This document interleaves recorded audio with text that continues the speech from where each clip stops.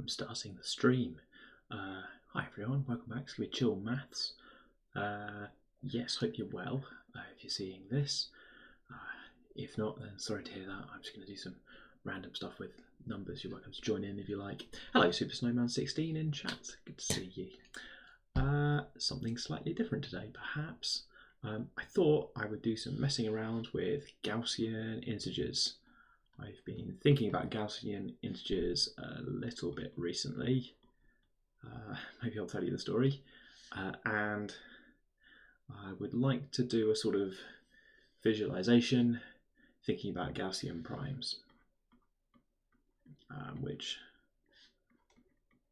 I've attempted before, but I've seen a different way of doing it that I would like to try out. So that's my plan. I've got the start of what's going to be the Argand diagram for Gaussian integers here. I've got 0 in the middle, surrounded by 1, minus 1, and I, and minus I. And the plan is to sort of expand this, but thinking about factors and multiples as we go out. You have a web link. Oh, brilliant. Maybe we'll just go there instead. That would be much faster. To give you an idea of the sort of thing I'd like to do, I'm thinking about factorizations. There's a big table on Wikipedia, but it's a linear table of factorizations. So what I'd like to do is to try and make a grid of factorizations. I think that'd be helpful for me. Hello, Mary. Good to see you. Ooh, right. Okay. HTML. Oh, yeah, lovely. Right, great. This is a lovely picture. Look at this. Thank you for the link, Super Snowman. Credit to the greycuber.github.io. What's going on down there? Here's a map of the Gaussian primes. Oh, look. Oh, and it has factorizations. Oh, okay, we're done. Great. Brilliant. So when I hover over one of them, it lights up all of the multiples of that one. So I hover over my favorite Gaussian prime up here. It shows me this kind of in white grid to show me where multiples of that one appear. That's pretty nice. I like the rotating colors. They're pretty funky. Why is it symmetric, I wonder? Just vibes, possibly. Is there a setting for this? Color scheme. Animation type. Oh, right. Oh, yeah, okay. So I think it's just vibes. I think that the existence of other... Oh, yeah, okay. Spiral one. Fine, okay. Let's get back to windmill. I don't like noise. Let's go back to windmill. And put the... Oh, there's a game mode. Fun. Okay, good. Right, okay. Love the website. Good stuff. So this can show me multiples of a Gaussian prime by showing me this kind of grid. Okay, nice. So what this is not showing me is Gaussian composites as... Oh no, there it is. It is showing me Gaussian composites. Brilliant. How do I... So I can hover over that one. I can't hover over this one. Oh, there we go. Maybe I can. So there you go. So this one's got a prime factorization down there, which for some reason they've included the number 1, but I suppose these things are unique up to units, so I shouldn't complain. It's 1 plus I times 11. I've picked something on that axis. So what's lighting up at the moment? It's lighting up 11i, minus 11i, and minus 11. This has got a factorization involving 1 plus I and 2 plus I cubed. So it's showing me these factors down here up to, it's also doing the rotation. Lovely. Ooh, that's quite a lot, isn't it? So there's the multiples of 2 plus I highlighted everywhere. Very nice. Okay. There's a little bit of work to make it highlight these things. Okay, good. So it can show me the factors. Nice. Can I zoom? Oh, you can show me the composites. Oh, good fun. There we go. Oh, this is brilliant. Thank you for the link, Snowman. I'm enjoying this a lot. Wait, no, I can't get it to hover. There we go. Okay, I need to hover better. Learn to hover. Okay. Yeah. Hello, Yensley. I don't know topology at all. Sorry. You can put some in chat if you like. Other people in chat might be able to help you. Possibly between us we can work things out, but not something I know about necessarily. Is Maths Tutor Teacher 2 here? I know they're working through a topology book because they recommended it in chat. The thing I'd like to build. Oh, is anyone else getting a kind of pulsing effect from this? That the squares seem to be changing size as they change colour. Not on today. Okay. Shout out anyway. So the thing I'd like to build is a version of the Emrich Savvy's t-shirt thing. This is lovely. It's really, you can see all these patterns right in where the primes are. Thanks for the link. That's great. Going over here.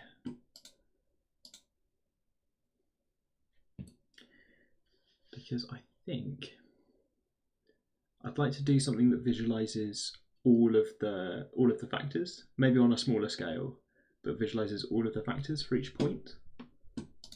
There's a precedent for this. The danger of showing you what I want to achieve. The danger is that just like someone in chat just goes and does it immediately, right? So there's this Enrich activity that I've seen about somebody's t-shirt, which has sort of pie charts on it, and the pie charts represent the numbers from 2 to 100 and their prime factorizations. So there's this cool thing on here where you can shuffle the colours and it shows you for each number the prime factorization. So here all the multiples of 2 are yellow. So this is nice. You can spot lots of patterns in here, and if you don't like the colours you can get new colours. The colours don't necessarily mean anything. Maybe we can shuffle them and pick our favourites, but the colours are consistent, so you get these kind of multiples of 2. You can spot like powers of 2 over here, or ones that are only green are powers of 2, and things that are almost multiples of 2, like 72, which has just got some 3s in there as well. It's doing this kind of pie chart. So this one split into quarters is different from this one split into halves. It's the square of that one. Good. So we've got these kind of visualizations. This one, the thing I like is that it shows you all of the factors and the multiplicity. The thing that I think is like maybe a missed opportunity is to combine it with, not missed opportunity for this t-shirt, but like something that I don't think I've seen done is this, but for Gaussian integers. Because then you'd also have an excuse for doing it in 2D. It's currently in 2D just on a kind of mod 10 basis, right? Which is quite nice. It reveals these multiples of 11 and slightly subtle, but you can see these multiples of 9 going this way in the sort of double yellow. So you can see some mod 10 stuff in this picture. Ooh, multiples of 5 down the middle. 5s and 2s are nice in the mod 10 world.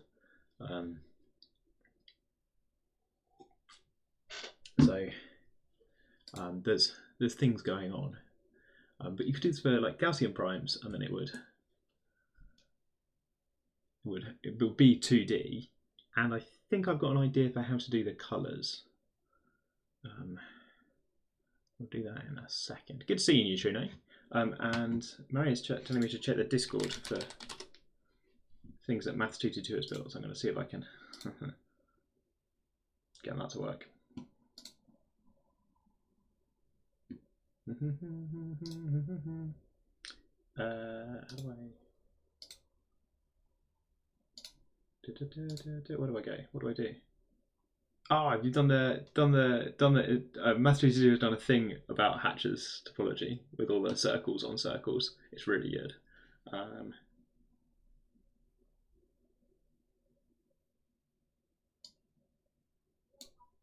Let's have a quick look at this because they're not here.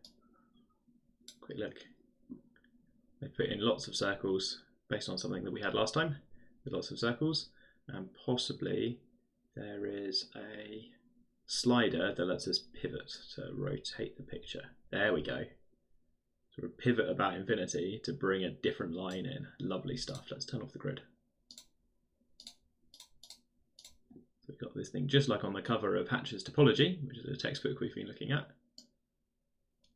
But now with this pivot about infinity visualized, so that the point representing infinity stays still, and what would have been a translation in the upper half plane is now a lovely Mobius map. Or what are we calling them? We're calling them rational, what were we calling them? Fractional linear transformations or something in there. Good, okay. It does look a bit, Super Snowman in Discord says hyperbolic. Fair enough. It does look a little bit, doesn't it? It's got all these disappearing semicircles near the edges, like an Escher picture or something. So yeah, I can see why you said that. Yeah, I call them Mobius transformations. The textbook that we've been studying has a different name for them, so I always say Mobius transformation. The thing's AZ plus B over CZ plus D. Let's see if we can find one. There they are. They're sort of, if you insist on using integers for those 4 coefficients in front of the z's and in front of the 1's, constants, then you get the property that they map rational points to rational points, I think. I think we proved that. So you get this lovely, you could think of them as a map from rationals to rationals or something. So the textbook we're studying has a different name for them. Lovely stuff. Aptitude 2, if you're watching the replay, good job. Right, that's going to go over here, save copy. Oh no, login. Oh no, what's my login? Wait, top tier streaming, we can do this. Everyone look at this t-shirt. V5 already, there we go, great stuff. Right, okay, so t-shirt showing all of the factorizations with multiplicity, but for Gaussian primes. That's the concept. And then make a t-shirt. Sell the t-shirt. Wear the t-shirt. Acquire all t-shirts. There we go. The way you might make this is to work outwards radially, going by the kind of size of the number. So if you are looking for prime numbers, something you can do is the sieve of Eratosthenes, where you find a prime, you cross out all multiples of that, and then you look for the next number that's not crossed out. It survived, it's prime. The lowest such is definitely prime because it's survived, it's not a multiple of anything smaller than it. And then you cross out multiples of that. So you just got 13, you cross out all the multiples of 13. 14's long gone, 15 has been crossed out as well, 16's been crossed out because it's even. Then you find 17, and you think, brilliant. You cross out the multiples of 17, which is good. It means that later on, things that are multiples of 17 are gone. Instead of crossing out, I'm going to write 1 plus I for things that are multiples. And I'm going to work this way. 1, 2, 3, 4, 5. So these things are all multiples of 1 plus I, times 2, times 3, times 4, times 5. But down this way, these things are also multiples of 1 plus I, out this way. And also, you could multiply 1 plus I by I, which is sort of rotation. So these things are multiples of 1 plus I as well. This is 1 plus I times 1, 2, 3 plus I. 1, 2, 3 plus I is how many multiples of 1 plus I I've got to get here. But the general thing is that these form a grid, including the perhaps surprising fact that in the Gaussian integers, the number 2 is not prime, because the number 2 is a multiple of 1 plus I. It is in fact 1 minus I times 1 plus I, which is maybe a bit surprising. Now, how am I going to do this? So I'm trying to write down multiples of 1 plus I. And in fact, 2 is not a multiple of anything else. It's 1 plus I squared up to units. Now, these things surrounding the origin are called units. Why are they called units, James? Because there exists another integer that you could multiply them by to get 1. So, for example, I, you could multiply that by minus I to get to 1. It's a bit like they're the only things where the reciprocal of that number is a Gaussian integer. Out here, the reciprocal of that number is some sort of small fractional thing, but these ones are the ones where the reciprocal is actually a Gaussian integer. Not 0. 0 is different. 0 is always different. I think I only need because of symmetry when you rotate by eye, I think I only need the top right of this picture. So I'm going to put a big box around. If you've just joined us, we're doing a sort of, I think it's going to turn into a picture. At the moment, it's just a load of letters, isn't it? So perhaps not the most impressive live stream you've clicked on today. Bear with me. Right, what do I want to do? I want to lock that. 1, 2, 3, 4, 5, 6, 7, 8, 9. I want to get to 10, I think. The enriched one had 10. Let's see, can I just scale this up? Yes, I can. 1, 2, 3, 4, 5, 6, 7, 8, 9, 10. If I go to 11, I get a prime. Let's stop at 10. I think that's my plan. And then my sort of idea, I suppose, is to just sort of fill this box in, identifying primes as we go, and probably I should be changing colour, so that if we see any patterns,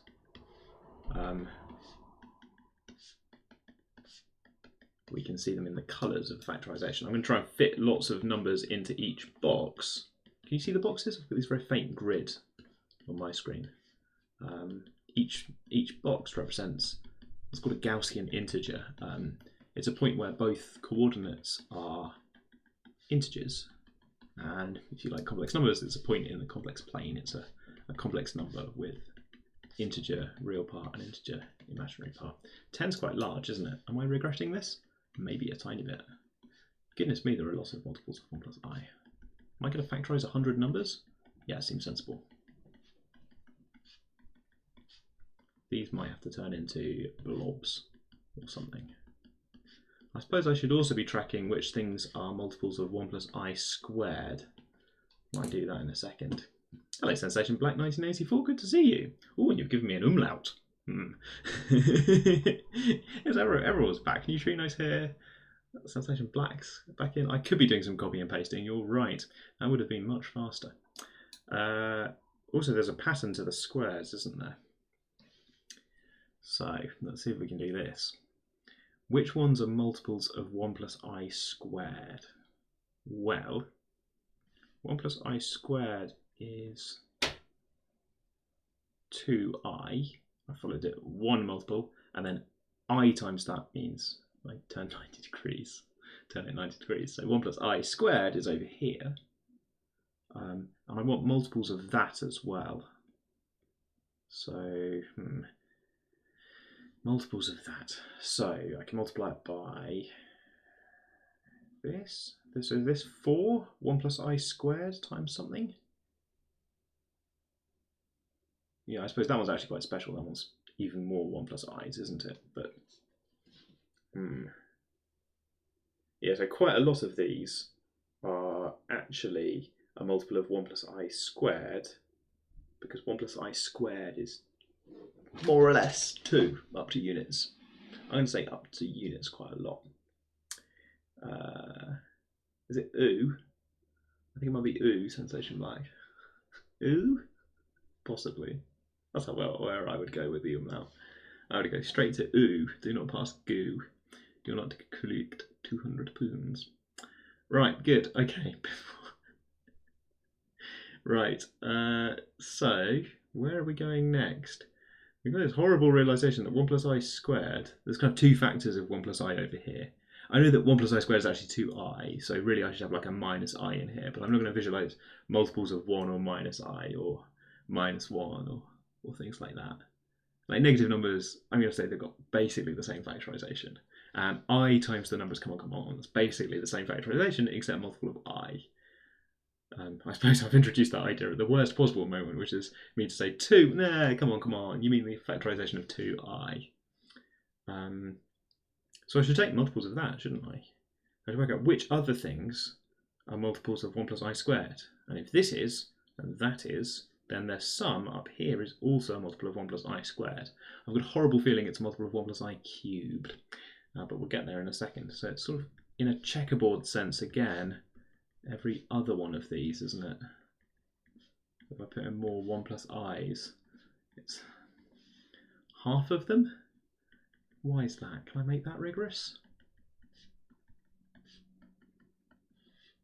Why are half of them multiples of 1 plus I squared? Said differently, if I find out you're a multiple of 1 plus I, then I'm 50-50 to think that you're a multiple of 1 plus I squared. It's got norm too, so it feels like that's not really what's going on, is it? Okay, we've got a fact that I didn't really know that I'm now being forced to think about. That's the idea here. I don't really care what this picture looks like. It's not looking good so far, is it? I have to do some real work to go in and change these all to pie charts, like the t-shirt. Missed one. I can't be even ball as I squared can. Yeah, welcome back. It's the live stream where I'm circling the multiples of 2. Multiples of 2 lying on this big grid. Yeah, so in general, you have some sort of square grid for the multiples of 1 plus I. And then you need to decide, if I blow that up by a factor to get to the multiples of 1 plus I squared, what's the kind of area difference? Is that the key thing? Yeah, so the difference in area would be the kind of key thing for how large are these grid cells where I'm drawing these square multiples. And they're twice as large because that's like a norm of the number thing. Yeah, I think that pattern's going to keep happening, so we'll keep an eye out.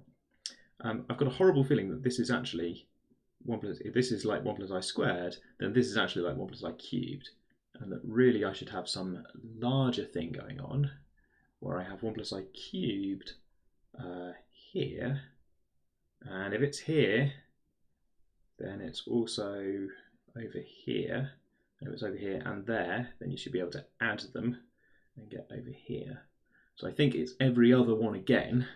Out of the ones with 2 1 plus i's, every other one of them needs a third. This is fun. This is where the powers of 1 plus I live in the complex world. Oh my goodness, this is impossible. I think I've already messed up. Every other one. So can I do some sort of weird notation to keep track of this? Don't know. So every other one of the ones that are double. Oh my goodness, so down here. Okay, real I test now, isn't it? So 0, they're going to form a big grid where 1 plus I cubed is kind of here, and then I need to do the kind of grid structure from there. If you're playing along at home, we're labelling ones which are not just a multiple of 1 plus I squared, they're a multiple of 1 plus I cubed. And I'm trying to move my pen by the same sort of magnitude each time, which corresponds to multiplying the thing I've got by, or adding 1 plus I cubed up to multiples of 1 and I and stuff, which is why I keep changing by 90 degrees onto the number I've got, so that I get every other one of these 1 plus I cubeds. If you've seen the p-adic numbers, where you look at like the number of not that one, you look at the number of 2's that divide a number, including kind of negative multiples. P-adic numbers are weird. Yeah, so one way to look at this is to sort of say that I'm labelling the multiples of 2, the multiples of 4, the multiples of 8, and I'm using a bigger and bigger grid each time, except instead of 2, 4, 8, it is 1 plus I, so there's one over here as well. 3, 3, 3, 3, 3, 3, 3, 3, 3, 3, 3, 3, 3, 3, 3, 3, 3, 3, 3, 3, 3, 3, 3, 3, 3, 3, 3, 3, 3, 3, 3. Really sorry to anybody who is watching this with closed captions on. That was a lot of 3's. I'm going to run out of space, aren't I? 4 for 4. Yeah. So we're not done. We are running out of space. Do I need powers? I need a tally or something, don't I? Yeah, maybe this is going to be powers. And I've only on the first Gaussian prime. I'm going to discover some more soon. I had no idea they had so many factors. I guess. Why have they got so many factors?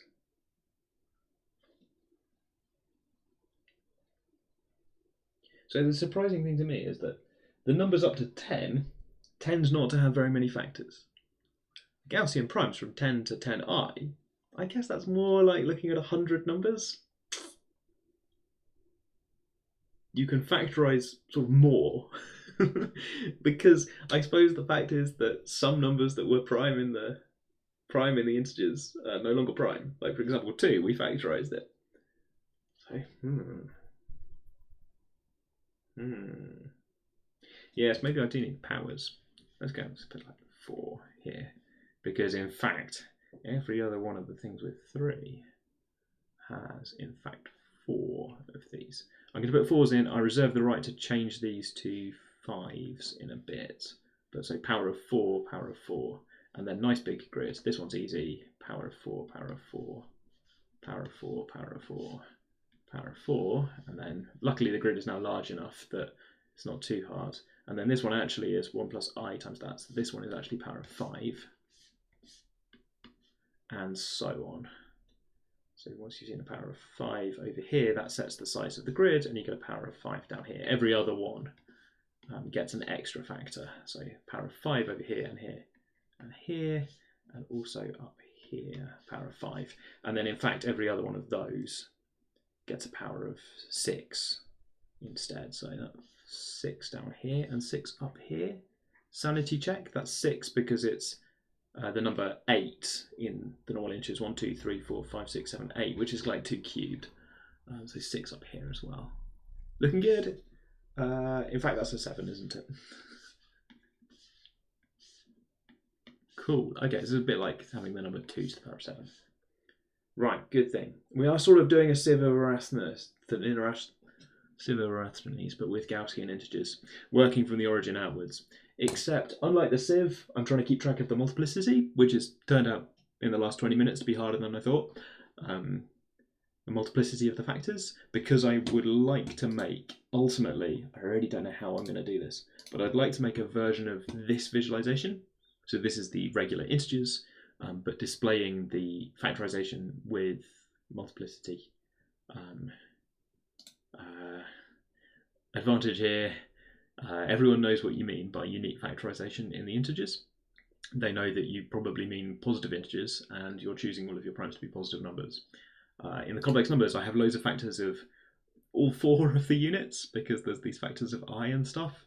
So when I've labelled 2 as 1 plus I squared, I know that actually makes 2i, but that's like a factor of I, which I'm treating as like a minus sign. Yeah, my 8 has turned out to be 1 plus I to the 6, yes. Thank you for Super Snowman advising me that really I want something like this. Okay, so my kind of visualization, I think, is going to do nothing for the units in the 0, like how there's a bit missing in that diagram we just looked at. And some sort of pie chart split, 50-50, same colour for here, and split into 4 here, split into 2, split into 6. Good.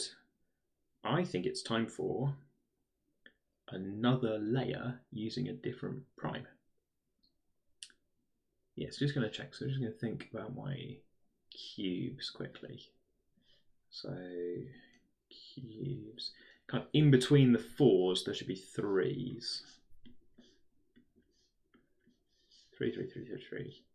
In between the 4s, and in between the 3s and larger numbers than 3, there should be 2s. What do I mean by in between? Why is that only 1? Yeah, maybe I don't mean in between. In between the 3s, there are 2s. So the 3s form this lattice like this. Oh, 3. Oh, 3. I already did all the 3s. Okay, good. Just getting to grips with my lattice so that I can check out for the right kind of numbers of things. Tally 3 over here. Powers is the way to go. So I think we change colour and look at the next Gaussian prime out. So we've got things near the origin. We've got things with modulus 1, units, things with modulus 2, and then these we've got modulus 4, but we've already factorised them. And then there are some things with modulus 5, and modulus squared 5, which are these things here.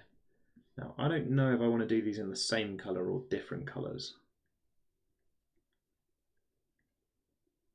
Not sure. Not sure at all.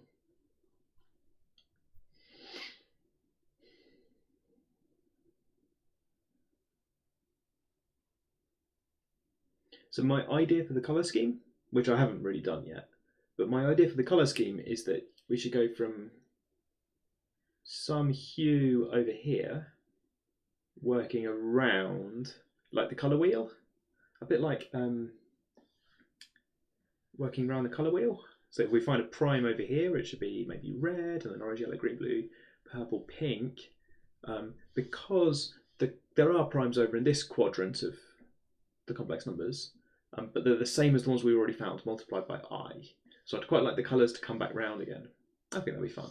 I don't totally know what to do with the real primes. We haven't found any yet, but the real primes like 3 is going to turn out to be actually prime in the Gaussian integers as well. They've all got the same arguments. I think I might make them kind of grayscale, and then we'll have some sort of greys in there as well. That's the plan. I now have the interesting job of labelling all of these things with this kind of 1 plus 2i thing. And I'm starting to think that I want to do spots or something, like a tally, rather than having all of the numbers written out. So, I'm not going to fit any of this in, am I? A sort of extra layer of things that are multiples of 1 plus 2i. Now, normally in the sieve of Eratosthenes, I would just be trying to cross out things. But I'm actually trying to track their factorizations with some sort of visual way of doing things. So I think I want to put spots in. Also a multiple of 1 plus 2i over here. And then I just keep going. I've written 1 plus 2i. It is, of course, 2 plus 1i. The other one is 1 plus 2i. And that one's got, there's a kind of reflection symmetry. If you find a Gaussian prime, then the reflection is also a Gaussian prime, because of complex conjugation, and then multiplied by I. Complex conjugation says if you can factorise that, then replace all the i's with minus i's, and now you can factorise this. So they occur in these kind of pairs. I don't really know how to visualise that, and I don't know if I want to. So I could have these kind of different colours. What did I say? So reds around here, and then maybe there's kind of greens in the middle. Maybe blues. You get this nice result that, well, nice-ish result that 5 is a multiple of 1 plus 2i. I said I'd use dots. And also a multiple of 2 plus i, and that's the factorisation of 5. So we'd get this nice kind of pie chart when we're done, 50-50 between these two colours. Is that a multiple of 2 plus I? What am I talking about? I've gone completely mad. What on earth am I talking about? No, it's multiple of... What do these things multiply to give? Oh, have I got my factors of I mixed up again? That's 3. Thank you. Put the dots in the wrong places. That is 3. Welcome back to the number line. Yeah, thanks everyone. Thanks everyone. The number between 2 and 4 is in fact 3. Yeah, thanks. Good. Important lesson there. Let's write it in. Big 3. Yeah, good. Learning. In fact, while I'm here, I'm going to put a grey dot on all the multiples of 3 so that I keep track of those. God. My 5 seems to be in the wrong place. Have I got the Gaussian integers wrong? No, you've got the number line wrong. Streaming's great. No, that's 8. 1, 2, 3. Count to 3. Come on. So 3 squared is 9. So there's actually 2 grey dots over here. And can I rescue this? Probably not. No. It's very tempting to go for the gaps, whereas actually I want to do things that are not gaps. 3, 6. Yep, 6i. 9. Happens. Chill maths. Yeah. If anyone's come for sort of top performance mathematics, then there are other streams available that can count to 5. Oh dear. There's not that many multiples of 9 in this picture. That's quite good news. Because already 9 squared is quite large. 3 squared is quite large, it's 9. It's quite big compared to this picture, which is actually quite good. It means that I was quite alarmed by all of these multiples of 1 plus I, but there's not that many multiples of this prime 3. So we might already be almost at the whole picture, more or less.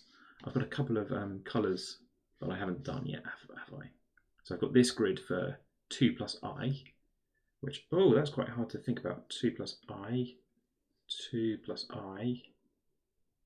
It's like knight's moves. 2 plus I, 2 plus I. Yeah. So you I know this, yes. So you can factorize the norm. Actually, something I don't know that Megalomorph might know. Given the norm, how many Gaussian primes are there with the same norm? So if I give you a norm of, if I think of a Gaussian prime, it's got like, maybe it's got modulus, I need to pick a number that actually works. Maybe it's got modulus 65. Is that possible? 5 times 13? Yes. No, that's composite. But yes, it's possible that something could have a Gaussian norm of 65. Then just 2 or 1. Right, okay, is that a fact? I don't know why that's true. I've seen a list of Gaussian primes where that I got that impression, but it's not something I know how to prove.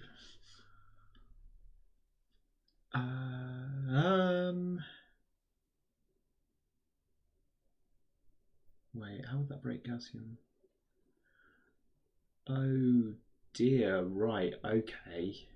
So you're telling me that if you had 2 different things with like meaningfully different conjugates, then their conjugates would also be prime, but then you'd multiply it by its conjugate to get the same real number, and that would be 2 different ways to factorize the same real number. There's a unique way to write.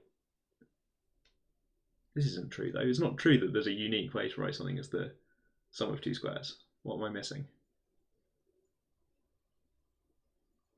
Unique way if you're using Gaussian primes. It's not if and only if. It's not equivalent. If my aim is to write something with as the sum of 2 squares, then I might accept the sum of 2 squares using 2 really weird squares that don't correspond to any Gaussian primes.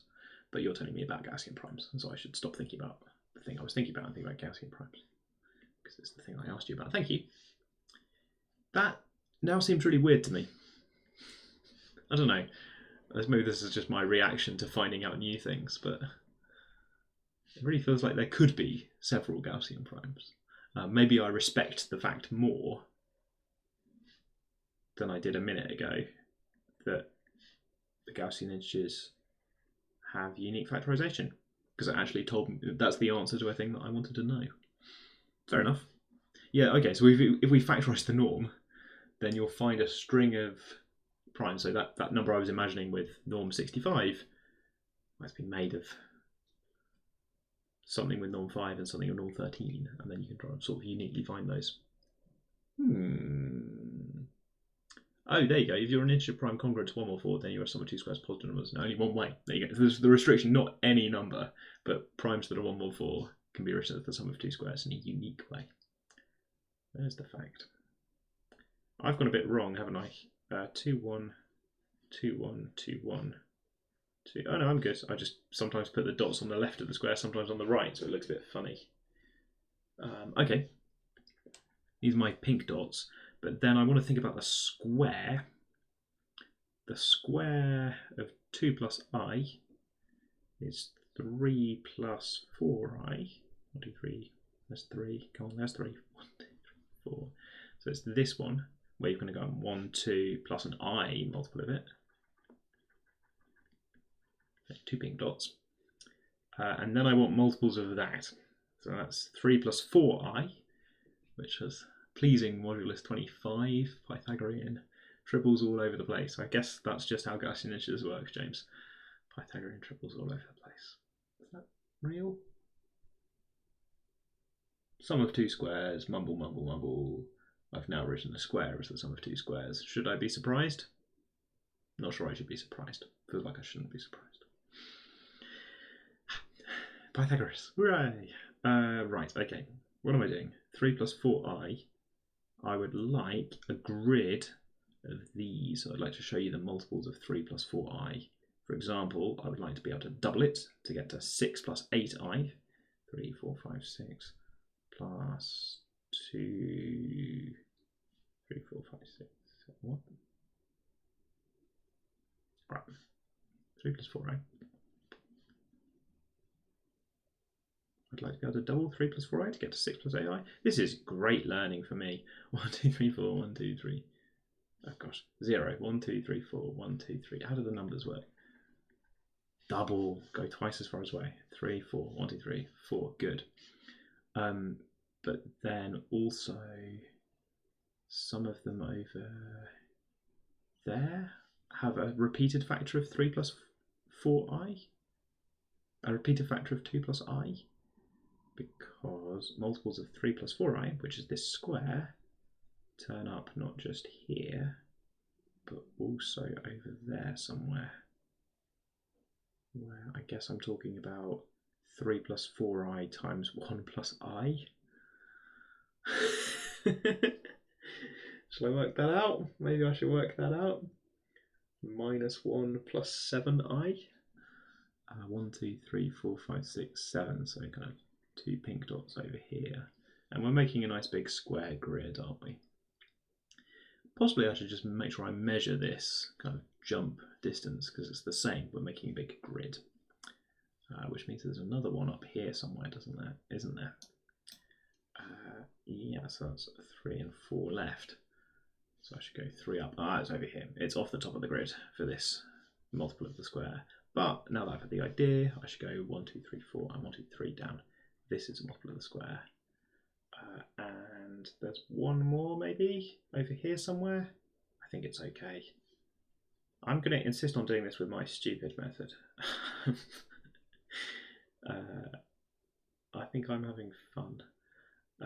I'm coming around to the idea that there are much, much better ways of doing this. But I'm coming around to that idea very, very slowly. Bear with me. This one? I think this one.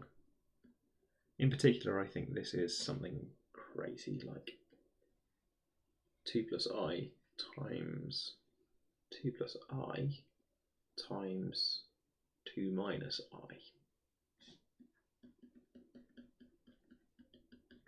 Ooh, difference of 2 squares. 5 times 2 plus I. 1, 2, 3, 4, 5. Nice. Yeah, so 10 plus 2i. What if we go over here? This has turned out to be a multiple of 2 plus I. It's also going to be a multiple of 2 minus I. Let's put these blue dots in.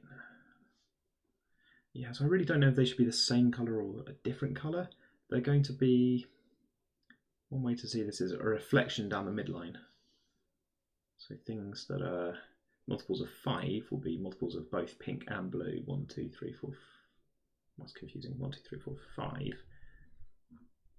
Really confusing. Is that 5 1 plus i's? And also, no, this one is a multiple of 1 plus 2i. Primes congruent to 3 more 4 are already a Gaussian prime. Factorise those. Yes. Keeping up with chat just a little bit. Sorry, bit of brain fog.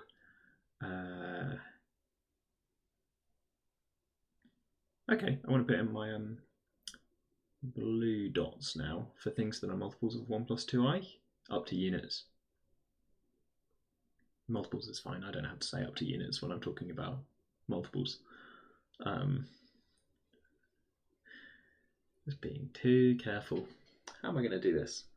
So I'm imagining reflecting in this line to get things that are on the other side. So I could go diagonal by diagonal really carefully. On the other side of this line. I don't rate my chances of getting this right at all. On the other side of this line. So the blue dot here, and on the other side 2 blue dots over here. I think it's going all right.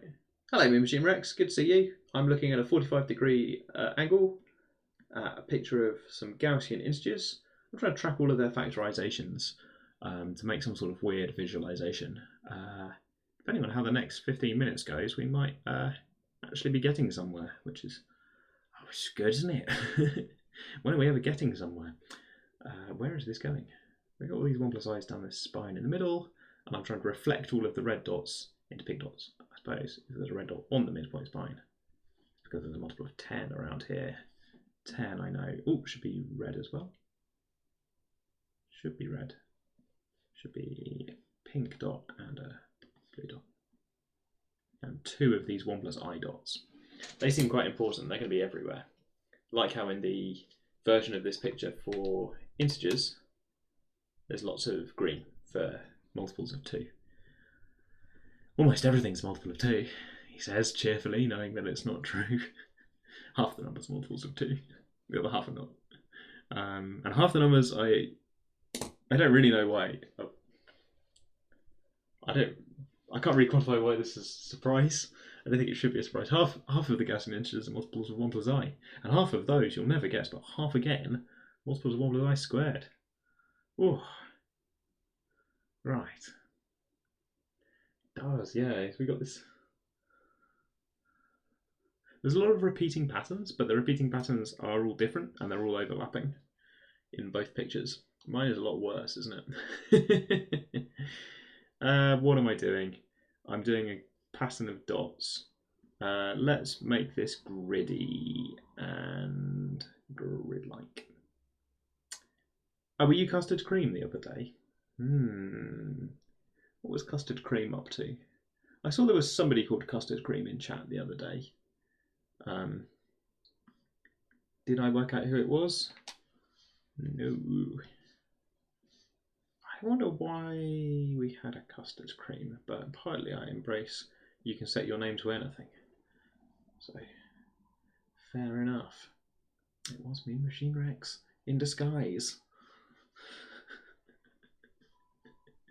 It was me all along. A robot T-Rex. That's how I imagine your character, sorry, because you've got the machine in there and you've got the Rex. Oh, this is fun. I've reflected and things are different. I've got, is this true? I've got 1 red dot over here and I've got 2 over there. I think I've discovered an interesting symmetry. That's fun. Is that real? And then I've got 2s, and then I've got, I've missed this one on the other side. So on the other side of the spine, there's this number that's got the 4s in, and then on the other side, there's this just south of 3, and then I've got this in here, skip 1. This is much better than trying to actually draw the square grid. Drawing the square grid, I had to really think. And thinking is bad for me today, I've decided. Today is about not thinking.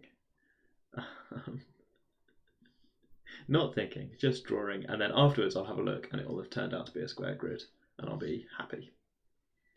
See? Square grid. That's the most square thing I've ever seen. Those 4 points there. Perfect square. Nailed it.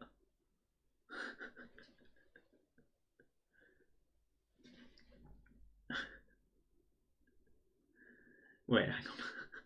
How many characters in this expanded universe are being played by the same people? This is where I find out that I think I've been doing like work with visiting school groups, and all of the people I've ever met have been me, Machine Rex, in different disguises. It's the start of an exciting villain arc that I didn't know we needed. Oh dear, does this count as bad Twitch behaviour if I'm trying to start a villain arc? Sort of oppositional thing. Somebody got timed out earlier, I forgot to say, so if you were Scary Dislocation, then really sorry if you were just caught in the crossfire there, please come back. If not, then I'm really sorry I just gave a shout out to a robot. No offense to me, Machine Rex, who, or Mary, who we sometimes imagine is a robot as well. Right. Right, how are we doing? We've got lots of dots on the screen. Is it enough dots? Never enough dots. all sorts of primes now. I feel like I've got too many coming up. Let's have a look at a map of the Gaussian primes again. Here's a nice map of the Gaussian primes. This one's okay. I've got quite a lot on around here, like 3 plus 2i, but also 4 plus I. I suppose I believe that those are, so 4 plus 2i has got norm squared 17, so that does feel like a prime, doesn't it?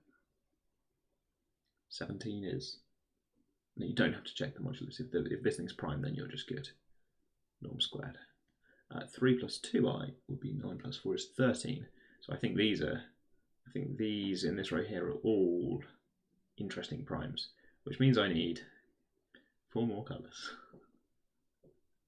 Possibly 4 more colours. The sad thing is that I'm probably going to have to go and code this up anyway to get it all nice and precise, and that this probably shouldn't be a hand-drawn thing, that this should be, done carefully with machines, but I'm having fun. I haven't been replaced by the machines yet. So maybe I should keep designing. If you've just joined us, we're designing a sort of t-shirt where the plan is that it's a visualization of all of the Gaussian integers in the top right quadrant, missing this corner with zeros and units and things like that. But try to visualize the factorizations and the number of times each Gaussian prime appears in the factorization. We're not sure how we feel about conjugation, but we are sure that different primes should have different numbers, different colours. You see, look, it would be really hard if I'd already coded it up and then decided I didn't want these. That'd be quite hard. But now I know beforehand that I want that. Well, I'm thinking about colours again because, well, just this red-blue pair has. I'd quite like a colour wheel that gives you the complements or nice pairs of colours when you read it backwards. But that's not how the colour wheel works. The colour wheel gives you complements when they're opposite, not when they're reading it backwards. We've got 7 viewers. That seems unlikely. Oh my goodness. Hitting the big time. Hi everyone. This is an attempt to label Gaussian integers with their factorizations. We did at one point when we built the Cayley table in Minecraft. That's the thing that we've done that got the most views because it had everyone's names on it, and people like to see their names on stream. So I've learned that I should be writing people's names on screen. Oh right, have we got, yeah, like Mary, there you go, and Mean. This is what people do, right? Let's just write names on screen. Definitely a good use of everyone's time. I'm thinking about what colours to use, don't worry. Who else is in chat? Looks like chat at the moment. Sorry if you're in chat. See, this will get people to join chat as well. They'll have their name scrawled down the side incompetently. Brilliant, right. And before anybody actually jumps in chat, in order to do this, I now need to declare this a joke. And, oh dear, right. Sometimes we make fun of Twitch a little bit.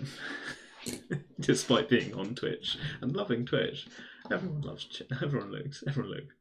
Twitch. Right, okay. There isn't a way to do a colour circle, a colour wheel, which goes through the colours like in rainbow order or something, but then also if you read it backwards, one's opposite match up, because the ones down the middle would have to match with themselves. Well, good news, there's only one prime down the middle. There's only one prime to think about down the middle, which is this 1 plus I. And then I don't care about, so I don't care about the one actually on the middle. I just want this kind of conjugate pair to look nice together. They're going to meet on the real line, of course, being factorizations of real numbers.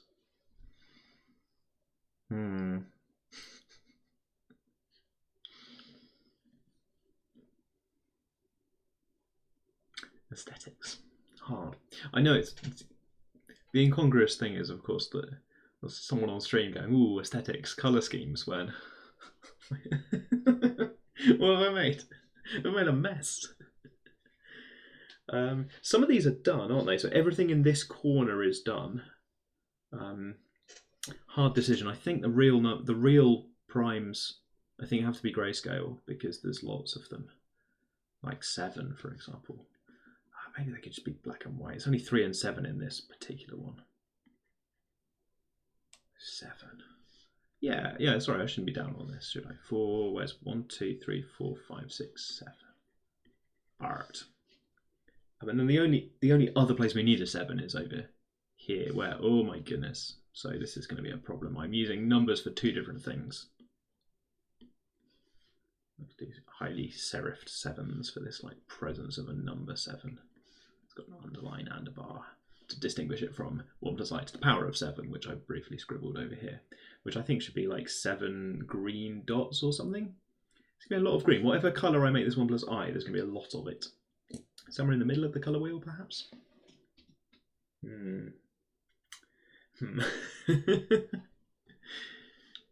I never did find out what happened to Reddit's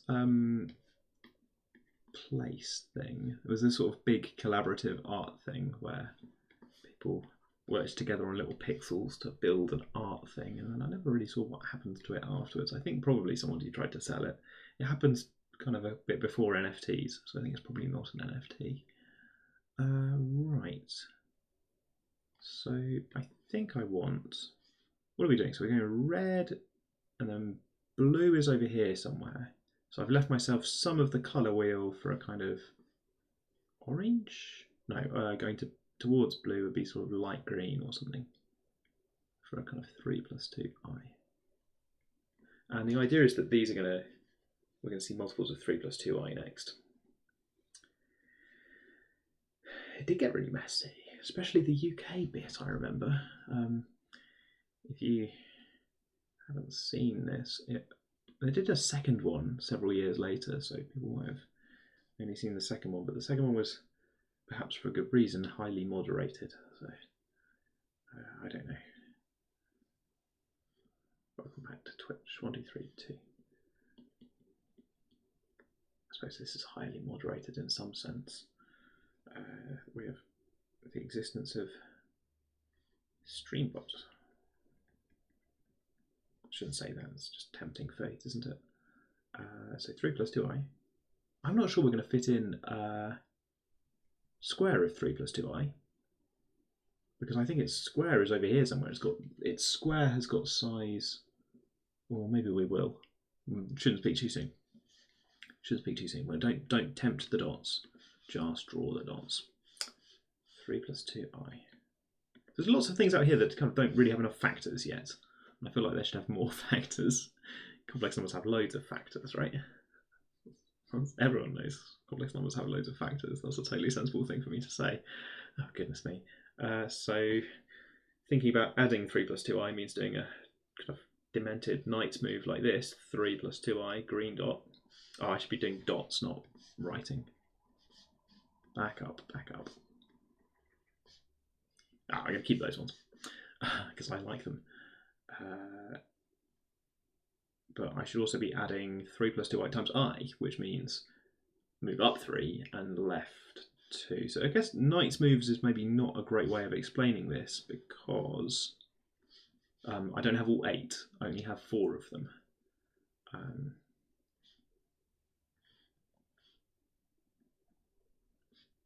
That's not right.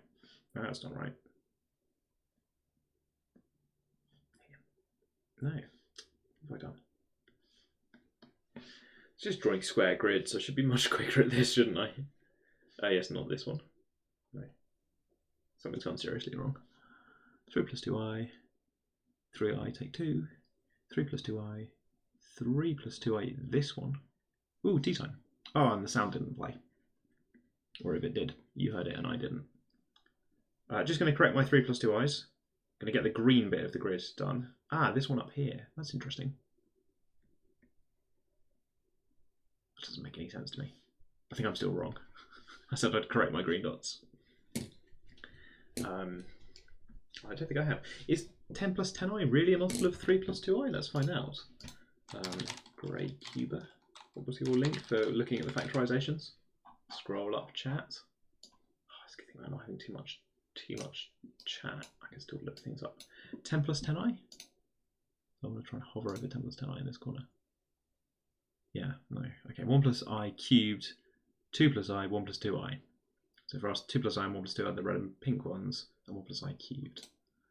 We've got all of those. I should not have a green dot. Why can't I do this grid properly? 3 plus 2i, 1, 2, 3, plus 2i, 1, 2, 3, plus 2i. And then over here I've got 3i take 2, 3, oh dear, 3i take away 2. Okay, square time. 3, 2, there we go. And then this one's wrong as well. 3, 2. The thing about getting any of them wrong with my clumsy method is that I get all of them wrong from there onwards. That's more like a square grid, isn't it? And then 3 plus 2i, this one is multiple of 3 plus 2i. 1, 2, 3, 2i over here. I'm working down this way just to finish before we go and make a cup of tea and play an advert or something. Thanks for joining in so far. Not your normal, but we're not really aiming for normal, are we? Aiming for something off normal. 3 plus 2i. Okay, this kind of square grid. That's nice. Okay, so 10, I've decided 10 is not a multiple of 3 plus 2i because 100 is not a multiple of 13. I'm thinking about the modulus squared of these numbers along the way as well. But yes. Yeah, Eisenstein primes would be fun with a hexagonal grid. Yeah, well, have a go at that one at home if you like. Okay, so next step is going to be, well, let's think about the squares. So should there be squares anywhere for these things? Possibly when we come around to tidying this up, it turns into... Oh yeah, we're kind of almost done, right? Because there's going to be a point where just the square is so large that you're drawing, like we're drawing bigger and bigger square grids each time. So this one only actually identified the prime itself, and 1, 2, 3, 4, 5, 6, 7 multiples of it. There's not much space to fit in multiples of these things. Oh, you have a website for that too. Great.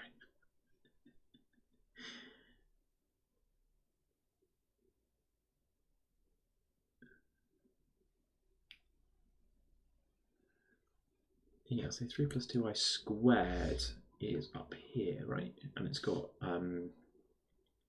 modulus squared. Modulus squared. The largest modulus squared that I've got is 10 plus 10i, modulus squared 200. So this one has modulus squared 169. So I should worry a bit about that. It's got 2 green dots. But I don't think I should worry a lot about that because this is outside scope, outside my box, outside the drawing, and so is its reflection, and then I don't think I'm going to fit any more of this grid in. It will just go too far off every other way.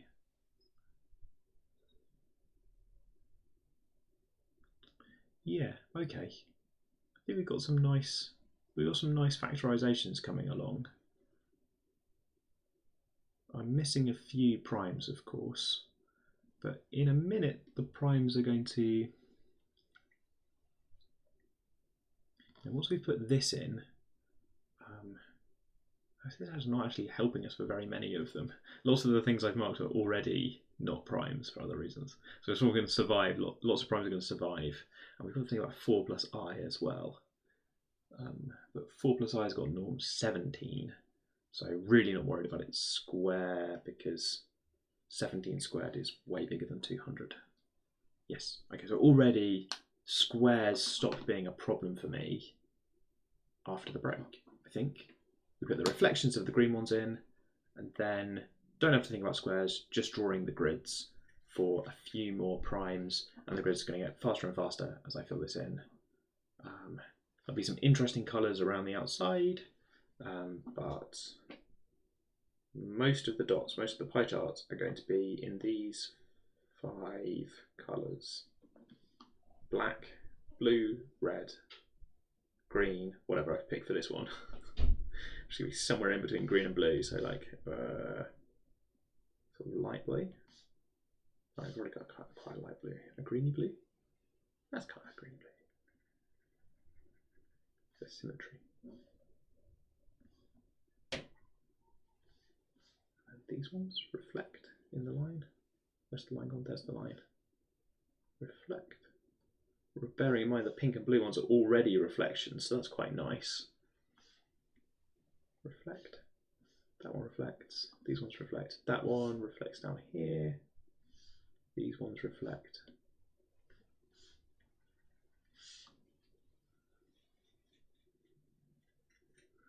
I have a website. My website's terrible. I think my Twitch links to it and describes it as a very basic website.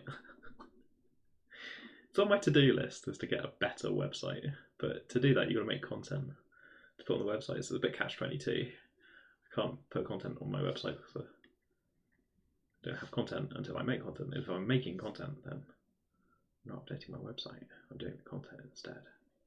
Okay, I don't mind this being sort of 2 shades of green or something, it's quite nice. Why are they not interacting?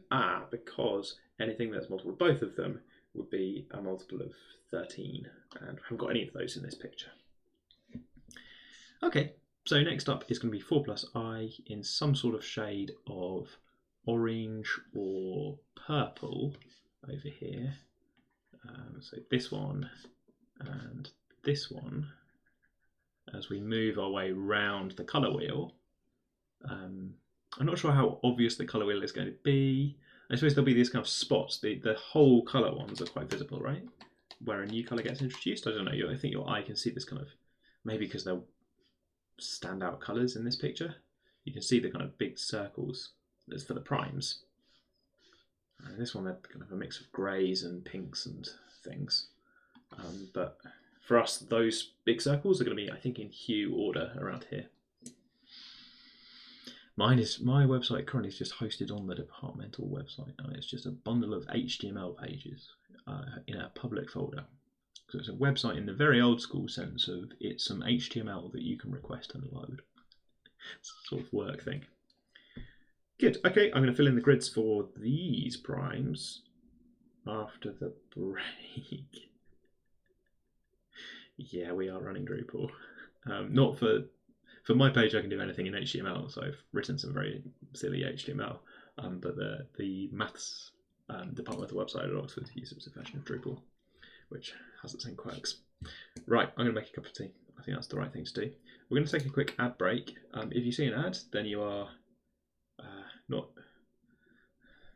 It's a little bit indirect. There's like a giant company called Twitch in between you and the charity, but long term, that money is going to end up in a charity. I can't remember if I told chat about pre-donations or whatever, but if you see an ad, in the distant possibility that I cash out of Twitch, that's raising money for charity. We're in permanent charity mode. I feel bad about the ads, but I am going to run them because it's win-win. If this stream somehow cashes, like reaches the minimum amount of money where it cashes out, then A, hey, that goes to charity, that's brilliant. B, I think that's hilarious.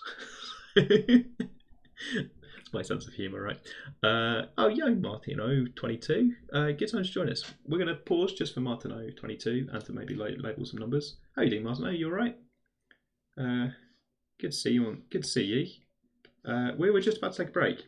Thanks for the follow. Be right back. Yeah. Somebody explain what's happening during the break. I'm going to make a cup of tea. Chat's going to explain to you what that is supposed to be. Good job. Good luck, chat. See you all in a couple of minutes to see how that's gone. Right, back in a minute.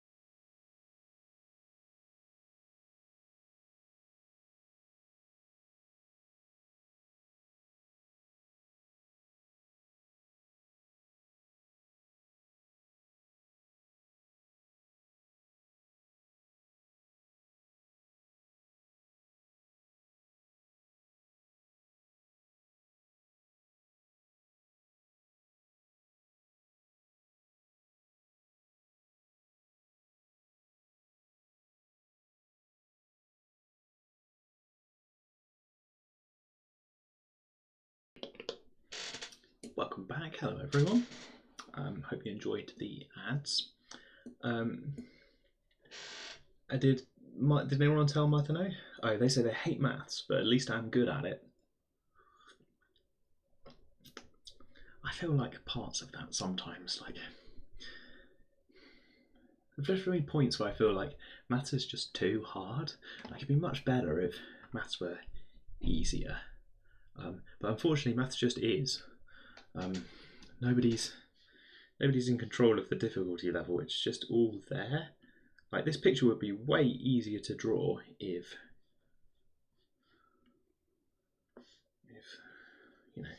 if the rule was something like there aren't any Gaussian primes or something. That'd be much easier to work with. But you don't really get a choice. You just have what's actually out there, which is a bit tough. I'm trying to remember the quote. It's a Colin Beveridge quote. It's something like, I like puzzles. I like crosswords and things where you're trying to get into the mind of the question setter and trying to work out what the idea was so that you can understand what they've done in the puzzle. Some jokes are like that as well. And I also like maths because that's the same game except you're playing it against God. And you have to try and get inside the mind of God to find out what the idea was.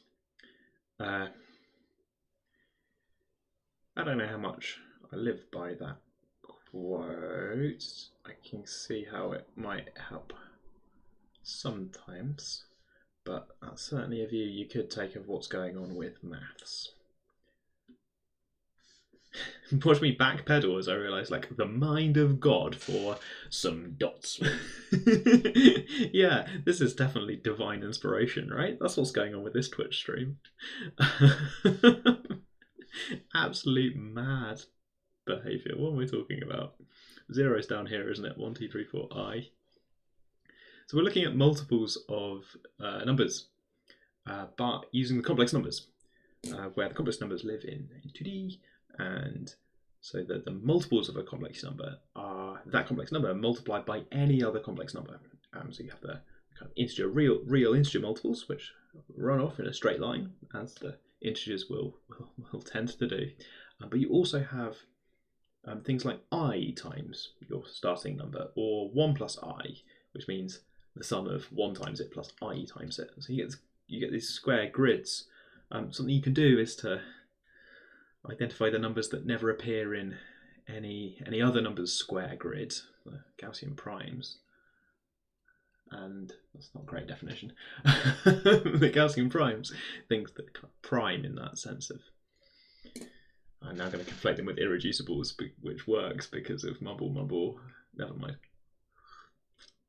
It's very hard audience, isn't it?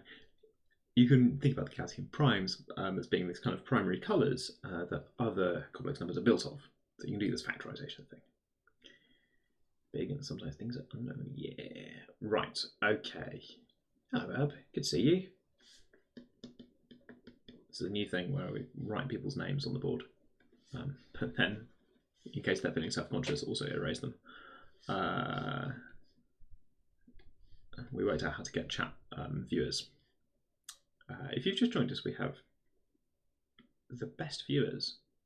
Occasionally somebody will join chat, like a new user will join chat and tell us that we can pay money to get the best viewers. And that is unnecessary because we already have the best viewers. I've started to spot some nice sort of symmetries. I don't know if you've seen these as well. So over here, blue and yellow. Over here, red and purple. That's the complex conjugation factorizations. Hello, Sofel. Sofel? Is that a 0? Oh, it's 3 L's. Sofel. We are working out factorizations of Gaussian integers. So the way I'm doing this is a kind of sieve of Eratosthenes sort of method, where I'm starting with small numbers, and if it hasn't been factorized, it's a Gaussian prime. And then building out multiples building up multiples of that number so that I can find gaps and find new Gaussian primes. And there are other ways of doing this, there are more efficient ways of doing this, but with this method, I get to work out all the factorizations as well. My plan is to try and visualize these things using pie charts or something. Wait, somebody's worked out you can say best viewers all one word. Don't like that. Oh yes, we have a what, but it doesn't work. Yeah, on it. Using Gaussian integers, building a picture to visualize all the factorizations. That is too much. There we go. I'm colouring, but out of the lines. Yeah, we're colouring all the space. Thanks for the follow.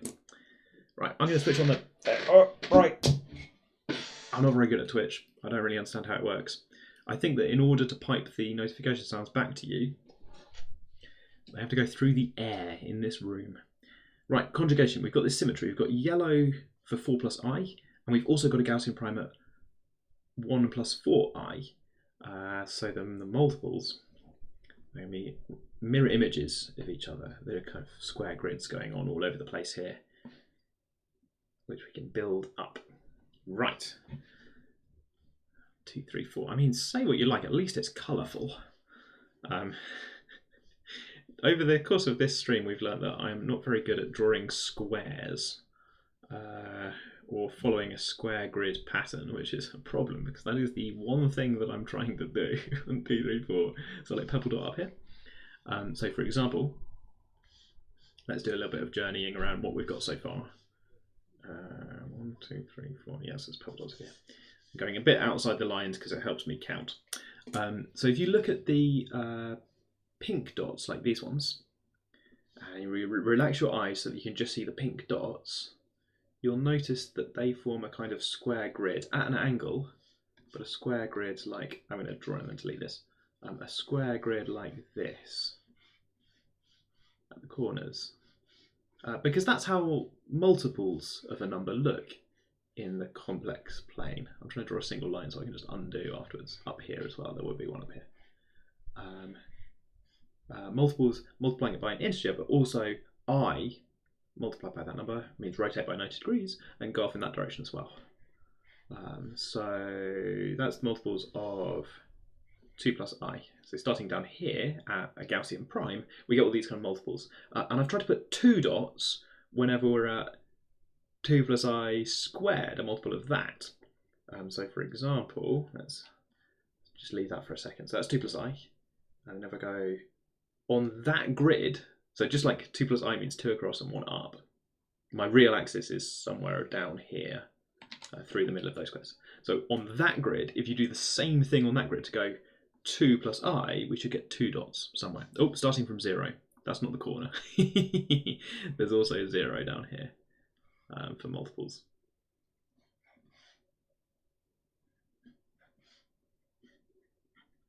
Okay, so starting down from the bottom corner, which is where 0 lives down here, and doing the same process, that's where the squares of 2 plus I live. So counting along this new grid, 1, 2, and up to here, you get this double dot. And then doing the same thing, turn your head, and doing the same thing on this thing, 1, 2, up, here's another one, and that forms a new square grid for the squares of 2 plus I. Still with me? 2 plus I, square of 2 plus I, a new square grid goes across here, and then across here to this one, and then would go same again on the tilted grid. And also down here would go on a square grid, so 2i, and also over here. So there's be a double dot over here. So we've got this kind of grids on top of grids on top of grids going on, which the hardest one to do was the one we started with, which is 1 plus I. The kind of smallest Gaussian prime in some sense is 1 plus I. So there's some of them are in writing, 1 plus I, written kind of in this diagonal square grid. Because loads of multiples of 1 plus I. There's so many multiples of 1 plus I, even familiar numbers like 2 can be written as multiples of 1 plus I, up to units. And then on top of that, we had so many sort of grids on top of grids that I've labelled them with numbers for the kind of multiplicity of the factors. Right, good. Okay, it is a mess, but it's my mess. I love it. Okay, we've just done yellow for 4 plus I. So relax your eyes and you should see this yellow grid. That's where the multiples of 4 plus I live. Looking good. And purple for 1 plus 4i, which is a kind of very related concept, let's just say.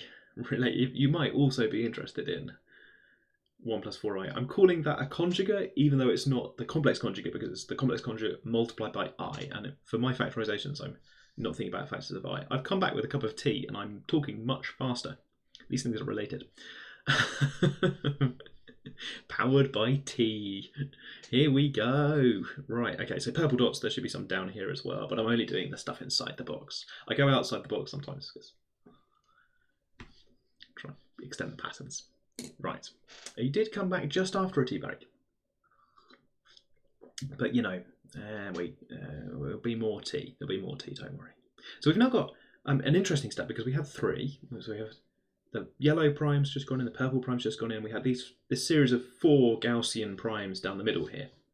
I'm just going to switch for consistency. I'm just going to go for green dot there. We've just put in these 3. I'm trying to do a kind of colour scheme where I go from reds, orange, yellows, greens, blues, purples around here. So based on the argument, so purple, blue, green, different sort of green. Oh, I've got red and then yellow. That's not right, is it? So maybe I should flip red and yellow, something like that. Ooh, got to do it right up for coursework. Ooh, time dilation, here we go. Speeding up. We haven't got very many gaps left, really. We've got some, so we've got some out here. Look, 5 plus 2i, that's an interesting prime.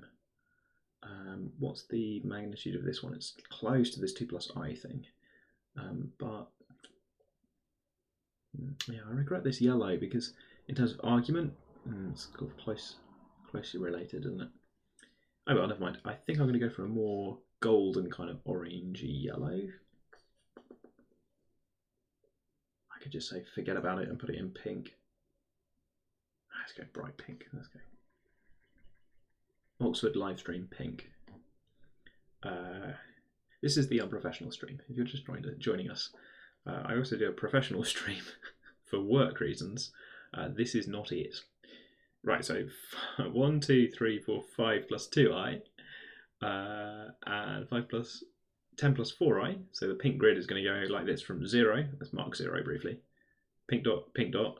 That's our base. So that's 5 plus 2i, 10 plus 4i, which is twice as large. And 2 in this world gets 2 of these, so it's 2 twice as large. 2 1 plus i's. Here we go.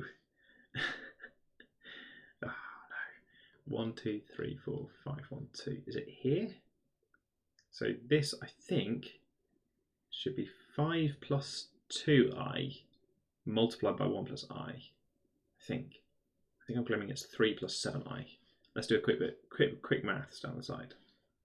5 plus 2i, 1 plus I is, so we get 2i and 7i, and then the real part is 5 take away 2 is 3. Big pause for 5 take away 2. It's always the way you can multiply complex numbers. The hard bit is the subtraction of real numbers. Whoa. 5 take away 2, what's that? It'd have to be somewhere in between 2 and 4. I don't understand. There's nothing in between 2 and 4. About an hour ago, I managed to get 5 wrong for people who've just joined. Okay. Let's tell Herb. Herb will find it funny. Earlier, I was doing really great on my diagram until I had to label the thing between 2 and 4, and I labelled it 5, and that was quite bad. Does anybody want a mad exact approximation for 1? What's an exact approximation? 0.9 on repeat. Oh dear, what's going on? What's going on? Index of constellations. People are talking about some other maths in chat. You get that around here. You get both whatever nonsense I'm doing plus whatever nonsense chat is doing. Sometimes the same, sometimes different. 1, 2, 3, 4, 5. Oh, that'd be nice if it's that. 1, 2, 3, 4, 5. It's not that. It's still fine. I will take what I'm given. 1, 2, 3, 4, 5, 1, 2. This feels like about enough multiples of 5 plus 2i, to be honest. The next one would be miles over here, right? miles?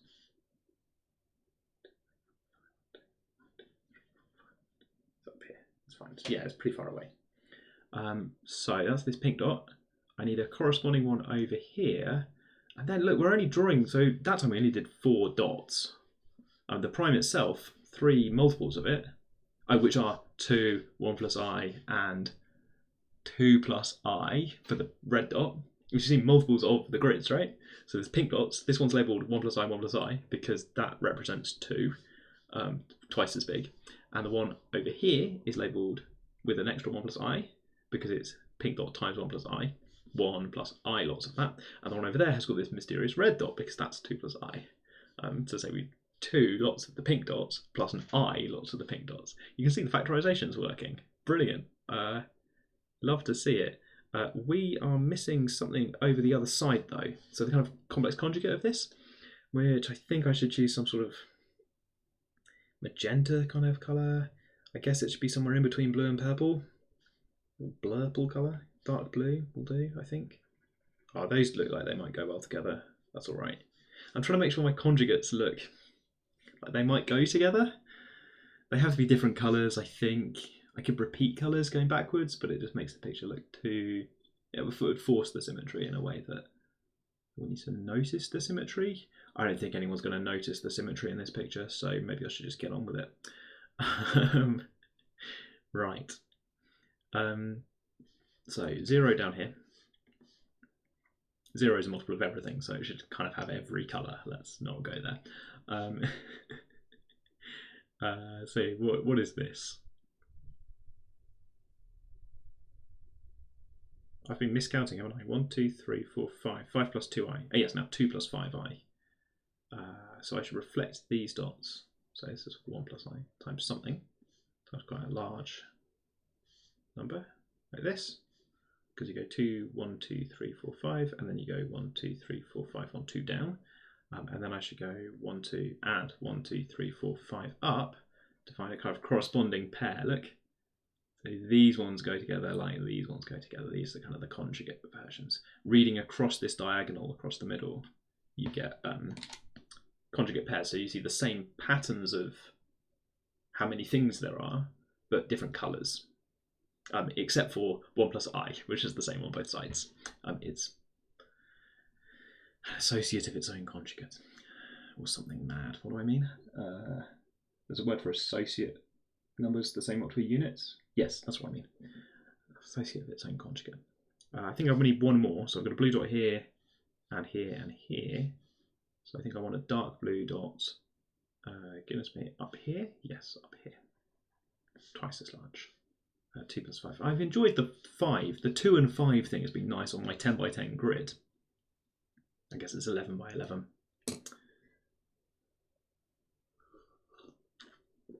Herb has pasted all sorts of stuff in chat. Let's go tech compiler.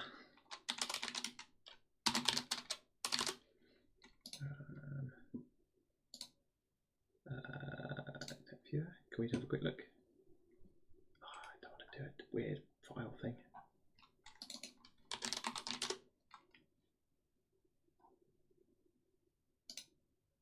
No. I just want a quick thing. Can someone take a screenshot of herbs? Someone compile that and take a screenshot. The big sum. Apparently it's equal to the number 1. Right, fine, text studio, come on. This is a sensible response to a chat message, isn't it? Right, fine, I'll launch Text Studio.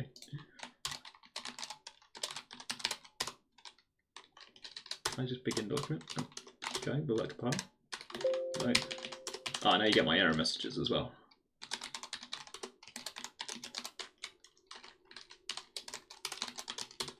Do I need Damus math on to do the fractions? No. Oh, I need to go in math mode. Okay. Herb has sent in chat this sum. Thank you, Herb, for this sum. Wait, I can't fit it on screen. What have you done? This looks like a Fourier series thing. Is this a Fourier series thing? You've got those alternating plus and minus signs. You've got the sine squared thing down here. This is a Fourier series thing, maybe. Is this a Fourier series thing? Hope no typos, right? Now it's on stream. This is the best Twitch channel. The best Twitch channel, right? We're doing like whatever nonsense is going on behind here, and then someone in chat says that. That is what, is it? It's vaguely plausible. It's from a circuit. It's an electrical thing. Wait, is that J a complex? No. No, the J. No. What's J doing?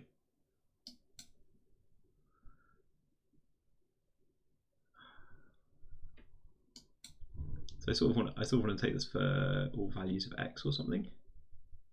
Oh. You need an electrical context for J. That's my favourite sort of equations. Equations where I need an electrical context.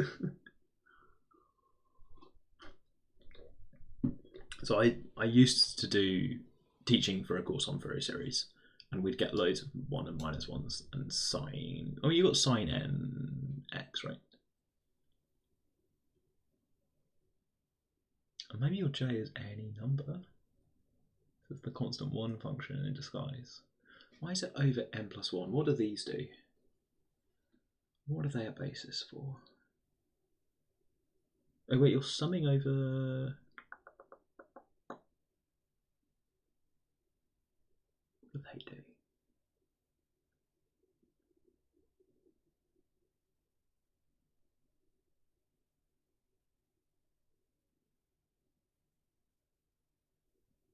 Good. Right, okay.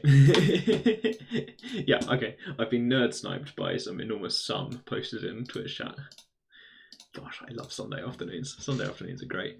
I've got some more Gaussian primes. Gaussian primes coming out of my ears. 1, 2, 3, 4, 5, 6 plus I. And now we've got to the point where 6 plus I has got magnitude or norm, if we're playing along. 36 plus 1 is 37. So now I think I've got to the point where just doubling it wouldn't appear. Oh, no. Just doubling it would take me outside the box. I should still think about 1 plus I times this number. Should I? So 1 plus I would have norm squared would multiply, so we'd go from 37 to 74. That could be in my picture, couldn't it? That's quite reasonably going to be in my picture. And because it's a... What do I mean by 1 plus I? Yeah, so I'm trying to generalize a thing. Before I mark in all of, I think all of these are going to turn out to be Gaussian primes. So I've got my Gaussian primes along here. And I'm going to find a bunch more around here. So that's going to be fun. There's some real nerd sniping going on in chat that I am trying to ignore. Exactly, I feel like I reckon I could remember how circuits work, right? If I really jumped in head first? No, definitely not. Okay, so we've got an issue now is that I need to decide which numbers are actually prime and which numbers are secretly multiples of remaining things. So I've got maybe a prime over here. And then I'm going to need quite a lot of colours for these, I think. So 6 plus I is safe, it's definitely prime. I should work out 6 plus I times 1 plus I. I'm just a bit worried about all of these things. So 7 take away 1 is 6 take away 1 is 5. And 7i. Oh yeah, so there's this multiple 1, 2, 3, 4, 5. 1, 2, 3, 4, 5. 1, 2, 3, 4, 5, 6, 7. This one is also like that. So it's this sort of 1, 2, 3, 4, 5, 6, 1. 6 up and 1 left. That makes sense, I suppose. but then this square is so huge that I don't think I get any more. But we're now into the realm where I maybe get things that are sort of 1 plus I times that thing, but any larger and they're off outside the square somewhere. Yeah, I don't have to check anymore. So there's a gap here for another Gaussian prime that should be some sort of really pinkish purple colour. I'm running out of options. And that should have a multiple over here. The clue is that these things out here, 1 plus I squared, that needs more factors. This thing needs more factors because we know it's a multiple of 1 plus I. We haven't found any more factors for it yet, including it's not even a multiple of 1 plus I squared. So it needs some more factors. It really needs some more factors. Starting to think I might have missed some factors of that one. Let's count it out on the 1 plus I grid. So on the 1 plus I grid, that's 1, 2, 3, 4, 5, 6, 7 plus 2i. So we're about to find it. It's the next thing we're going to look at. But it's that sort of thing where that needs some more factors up there. Its factorisation is not just 1 plus I. Similarly for this, 1, 2, 3, 4, 5 plus 1, 2, 3, 4i. So we're going to find that one when we look over here. But then we've kind of got points where, so multiples of 1 plus I, we're now, I think, running out of possibilities. Possibly I should think about this one times 1 plus I. That's 6 plus 5i. 1, 2, 3, 4, 5, 6. 1, 2, 3, 4, 5. No, it's too far. Okay. So there's just a few more where, okay, because on the 1 plus I grid, that's across and up. So going from this prime to that prime, it goes from here to here. Right, relations between numbers in the Gaussian integers. If you're still with me, then I've got down to the ones where there's not very many multiples to label in. I'm running out of colours. So what am I going to do? I'm going to improvise slightly and go a bit rogue. So for the final thing, this is going to be a very carefully controlled colour palette. But for now, we're going to go for a kind of hot colour. Which hot colours have I not used? There's two sorts of lime green in here. Have I used both? Yeah, I've used both, haven't I? Two sorts of green. I haven't used this light green, maybe? Yeah, I haven't used this light green. That's a good colour. I've got quite a lot of primes left to go, though. I think these are all primes now.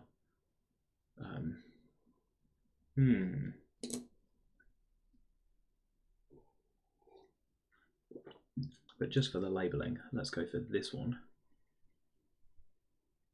7 plus 2i, and count on the 1 plus I grid together. 1, 2, 3, 4, 5, 6, 7, turn. 1, 2. That one. And conjugation, we should do the other one as well. But let's think about the 5 plus 4i, which would be in a really bluish colour. Slightly greenish blue. Have I used this kind of cyan colour already? Not sure that I have. So 5 plus 2i. And you see, this is what I mean about trying to get a colour wheel going, so that when you see these big ones that are just a circle for the Gaussian primes, that they're in a kind of hue order going from the bottom to the top. I don't know, I just think that'll look good. I haven't quite got it so far, because of this early choice to use pink really close to the midline, which I'm regretting, but never mind. 5 plus 4i, so counting on the 1 plus I grid, 1, 2, 3, 4, 5, 1, 2, 3, 4. So there's another multiple of that one up there. So this colour appears a couple of times. But that's it, right? Because counting the other way, do I want any more? Feels like I can fit another one in, right? 10 plus 8i. Yeah, no, there's way more. I can do twice that one. I could do twice this pink one. Yeah, so it goes over here, where this one is not a multiple of. This one is not just 2, it's a multiple of something else. So it's going to be the case that when this comes together, you can pick a colour and see the square grid.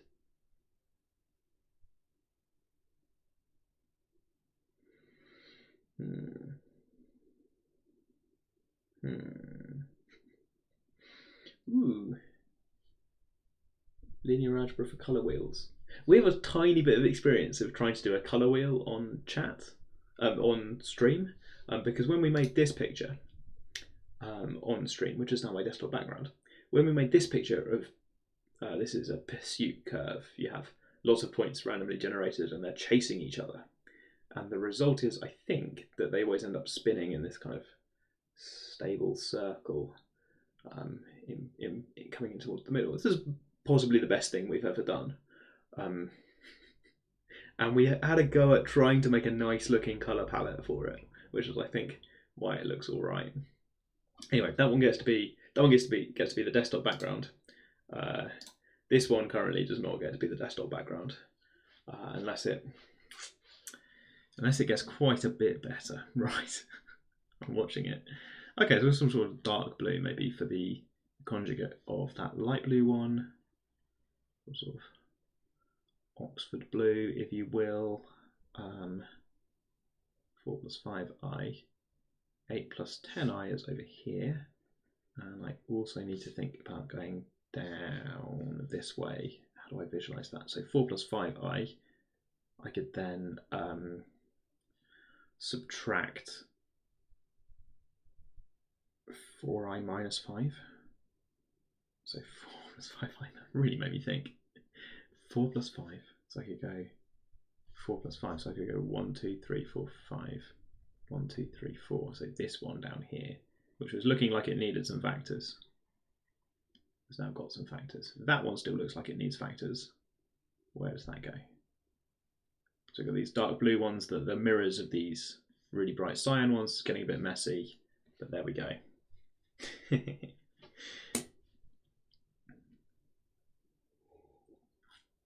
Is it MoMA I've been to? Oh no, I'm thinking MoMath. MoMath is around the corner from MoMA, I think. Gosh, I haven't been to MoMA, so I have no idea. MoMath and MoMA are both museums in New York. The MoMath one has got lots of maths. Am I at the point now where I can just declare everything else unlabeled to be a Gaussian prime? Yeah, all the blank squares are now going to turn out to be Gaussian primes. So I haven't got enough colours of pens on this whiteboard. So I can start editing my custom colours.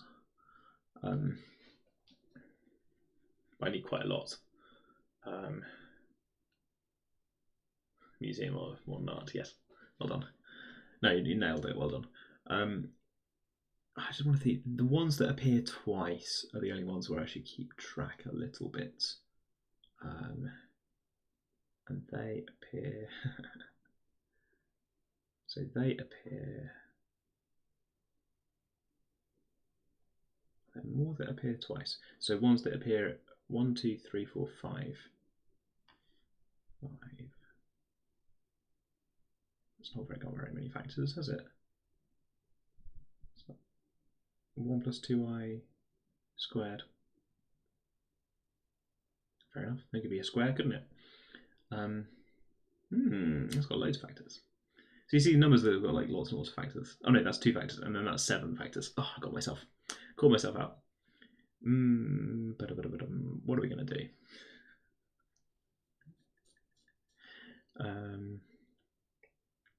I'm worried about this one. What's this? So this is 3, 6, 9, interesting, plus 1, 2, 3, 4, 5. 9 plus 5i. And we've been told it's a multiple of 1 plus I, but I'm worried about what the other factor is, because it's prime, so I should label it somewhere. So I should do, what's 9 plus 5i divided by 1 plus I? It's a hard question, isn't it? Let's work it out. Let's say that it's a plus bi, and do some cross multiplication, because I don't know what else to do. Is that true? Do I know what else to do? I could count on the 1 plus I grid, that would be much faster. 1, 2, 3, 4, 5, 6, 7 minus 2i. Oh, that felt great. Really glad that that worked out. Yeah, so 7 minus 2i. Which conjugate world? Oh, that's lime green. I've already got 7 plus 2i. So I've missed something from my lime green grid. Oh no, what there? Oh, but the conjugate, so 7 minus 2i. Purple. No, this missing one. That's conjugate of the 7 2i. We didn't do it. We had a green here. We didn't put anything in over here. There's some sort of purple colour, please. If we used purple and violet? Yeah, I fear that we may have used purple and violet. That's purple. I may have used purple and violet. So I'm going to go for, what am I going to go for? Have I now used all of them? I've probably used all of them now. Let's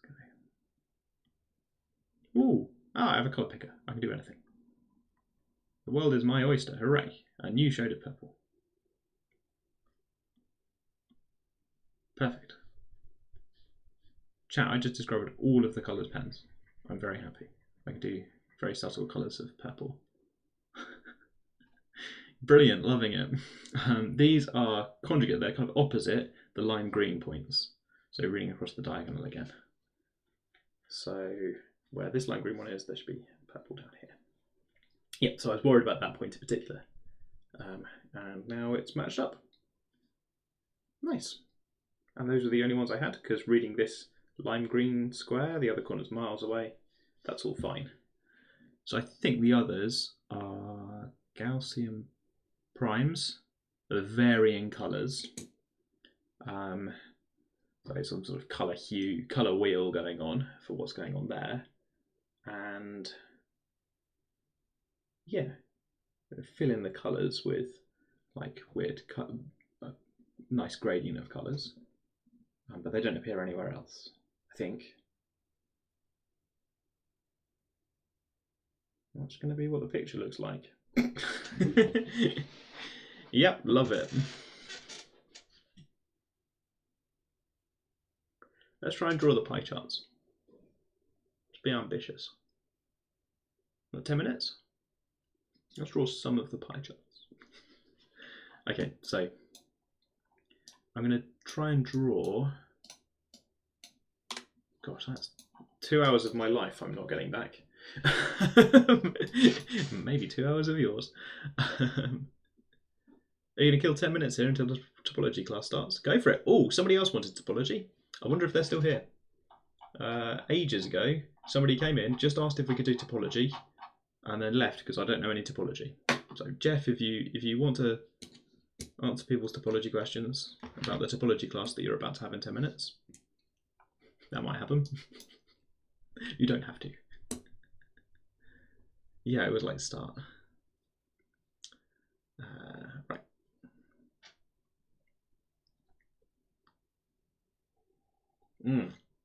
Herb's going to tell me about donuts. Maybe this will be helpful for anybody doing a topology class. Oh, Pen Center. Right. Oh, hello. Okay. Good. Okay, new square grid. Same size as the previous one. Oops. Same size as the previous one. Very nice. I want loads of circles because we're doing a sort of pie chart visualization thing, which don't love pie charts, but I think it's the right way to visualize these factors. And learning from recent experiences, we're going to do, I hope you're happy, the person who suggested this, we're going to do a square grid-ish of these with some copy pasting technology. I think it just revealed to me that they're not equally spaced, but I'm going to try and live with that. I'm going to live with this. I'm going to live with this. That's good enough for me. Again, pre-visualization. Nothing's final yet. Oops. At some point, I know in my heart that I need to get a robot to do this for me, to do a kind of computer-controlled, precision-engineered collection of circles. But before then, before giving over to machine precision, we're doing an imprecise version on Twitch, including manually nudging square circles around. That's good enough for me. I think it gives it a little bit of characteristic wonky charm. That last shift. 3 more at the bottom. 1 more at the side. Oh, that's really bad. That's really bad. I should try harder than that, I think. At least get them to line up a bit. Okay. Circles everywhere. I should have done this much better. That's been done very poorly. Some real wonkiness in there. Right, lots of pie charts. That's the plan. I actually think I've done that so badly that I might start again. That was really sloppy. Even for my standards, that's awful to look at. You see there's a sort of tangent in places. Right, okay, we're doing that again. Engage try-hard mode. Okay, so I sort of want to get them to line up with the square grid. If I do that properly, my life will be easier. That's good enough. Try-hard mode engaged. So is this square grid going on in Miro? I feel like I should be using.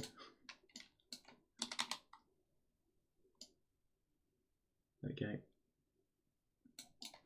But I should do the row first so that I get this equal space thing going on.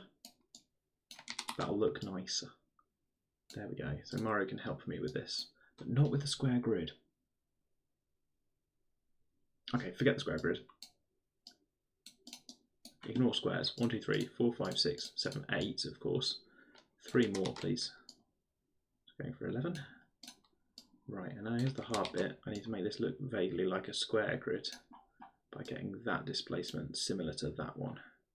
That looks good enough. Can I now clone this down? Will it keep the gaps the same? No. Right. We're in try-hard mode, so we try perhaps too hard. So let's group the cluster, group the set, and then it should match the midline. No, group them in 2 pairs, two sets, so that they're separate objects, and Miro can kick in and do equal spacing on the 2 objects. There we go. Getting there. So you see, these got these little guidelines that kick in when it's recognizing actual objects. You work with the tools that you've got. 1, 2, 3, 4, 5, 6, 7, 8, 9. 2 more at the bottom. Guidelines. Oh, I maybe need to zoom for the guides to kick in. There we go. That's better. Right, lock that. Trying. Okay, so having done that, we're now going to do some colouring in. Using the colours we had before. For example, 1, 2, 3 is going to be light grey. So actually, maybe I want to unlock these, and maybe I want to do fill colour. Oh, it's going to be a little bit awkward when we get onto the ones that are composite. But maybe just to start off with, we could start by doing the primes. It's going to be 50% opacity for everywhere. So we had 3, 1, 2, 0, 1, 2, 3, 4, 5, 6, 7. And 7 we think should be.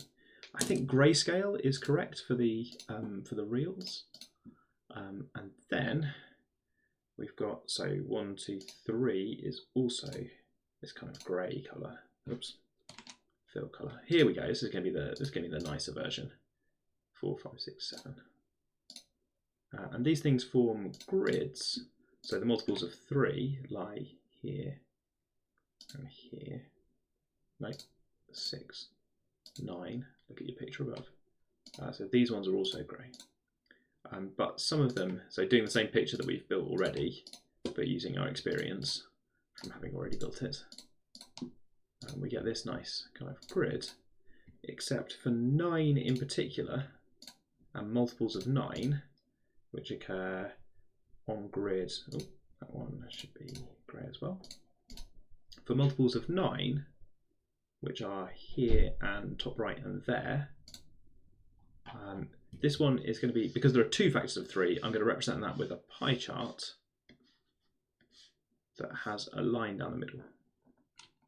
So we're going to use a slightly less thick pen to match a straight line down the middle. Try hard mode. And actually for now, I'm going to try to remember that this one up here, so this one's a little bit more complicated. So this one has actually got 3 factors going on. So we're going to do a pie chart like this. Because it has those 2 factors of 3, but it also has a factor of 1 plus I, which I'll come back to in a second. A bit more colouring in. previs. At some point I will get a robot to do this properly.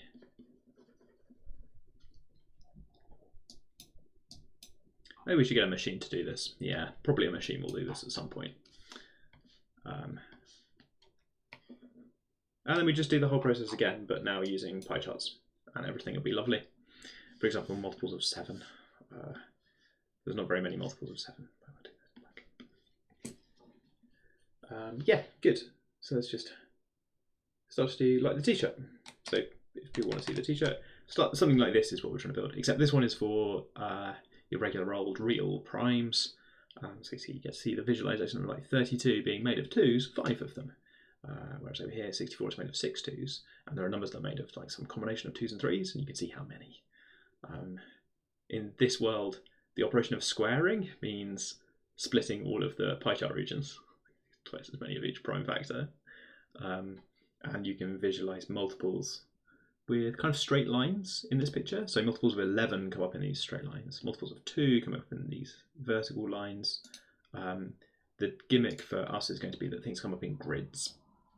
That is the plan, and that is the diagram that I think I'm going to go and try and get a robot to make. I'm going to do that off stream because I've tried live coding on stream and it's been pretty messy. So I'm going to try and make that. I don't know where you get the original one. So the original one is a physical real t-shirt. I don't know where you get it. I don't know if this person has made it themselves. You could look out for that. So this is a version with different colours. Our kind of unique selling point for our design is going to be that the colours are the phase of the argument. What do I want to say? 4 times the argument gives the hue of the Gaussian prime on the way around. I don't know. We're going to make a t-shirt out of it. Don't know if we're going to have a merch. Yeah, brilliant. Right. Points. Oh, we have to. Right. So I think in particular I need to delete some. So 0s and 1s probably shouldn't be in this picture, like in the enriched one. The 0s and 1s are missing. This is going to be my enigmatic t-shirt design, I think. Still to come, all of the colours. And actually these ones down the diagonal.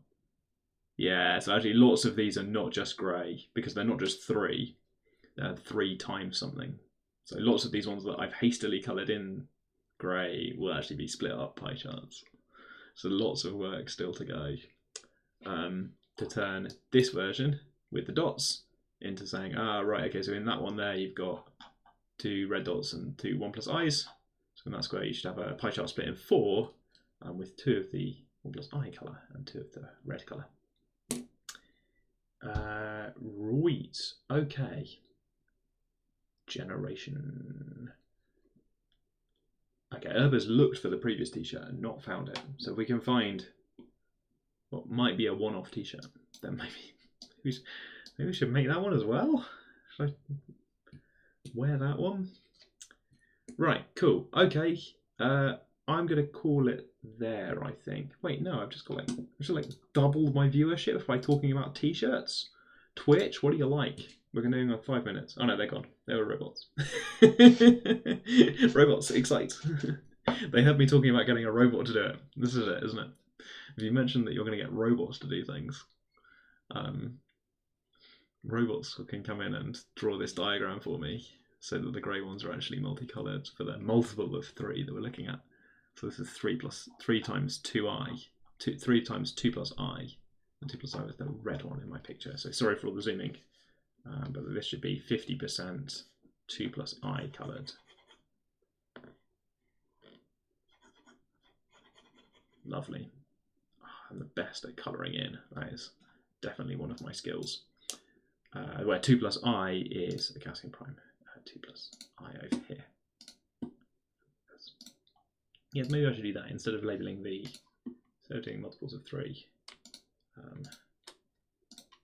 Because I shouldn't hard commit to these being like this.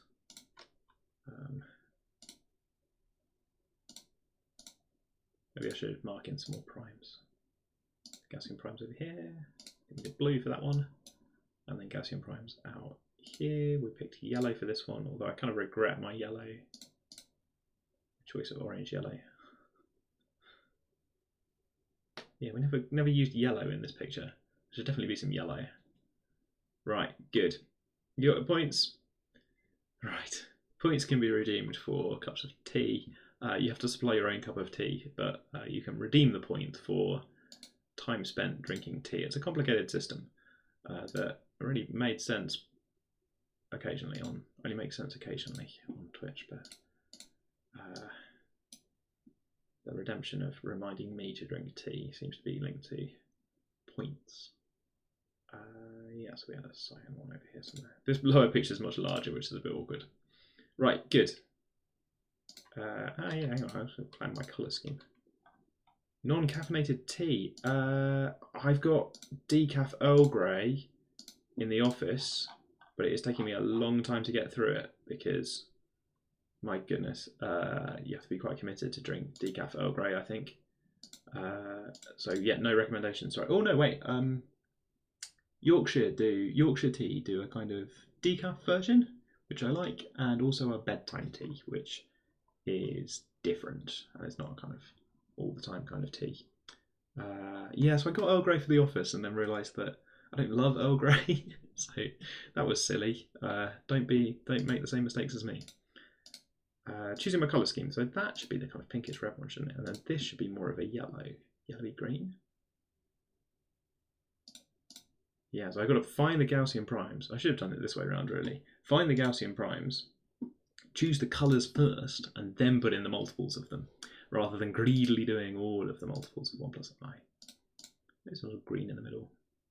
I don't know, I quite like that sequence for a kind of colour scheme. Running up this way, I should use some of the colours. But I suppose I've got quite a lot of Gaussian primes out here, so I've got quite a lot of demand for colours. Yeah, right. Okay, what is going on?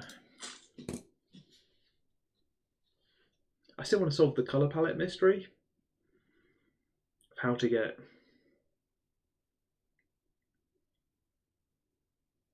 around. Right, I don't know if Twitch keeps going after I stop streaming, but I think I need to stop streaming. I've got a weird interaction going on at the moment where I do a lot of teaching on Mondays, which means I have a lot of marking on Sundays, which makes my Sunday afternoons quite busy in terms of maths, because I do streaming and also do marking. So I have the joy of marking some first year students' attempts at calculus questions. If you're one of them and you're watching, then you should be doing the calculus questions rather than watching me fumble with a colour palette. We've talked about this. But so I'm going to switch from chill maths to not particularly chill maths. But if you're watching at home, you have the option to continue with chill maths by looking up Gaussian primes, trying to work out where they live, and if you like, doing a version of this colouring in pattern. Why is that labelled red? That doesn't look red to me at all. Where's that pink? I'm going to put red over here. Pink over here. Okay, it's a bit better. Some colouring in challenge. So colour in the Gaussian primes using some sort of sensible colour scheme. There's more of them around here that I haven't done. And then marking the multiples are optionally using the pie charts. I did paint front room, but I did first coat. I also need to go and do a second coat of front room painting. We're just doing a little bit, but yes, I forgot I told you that. That was quite a targeted chat message. Yeah, they are my front rooms. Front room's doing great. First coat. Yes, my plan is to get that done as well. Right, good to get out from everything else that's going on sometimes. Right, okay.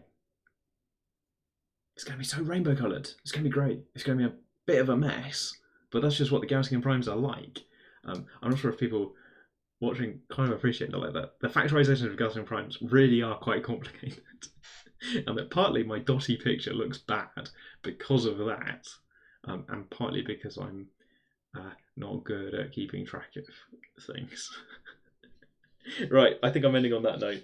If you're good at keeping track of things, then maybe you can make a version of this, and we'll all meet back here next week for that, I suppose. Am I actually in next week? What am I doing next week?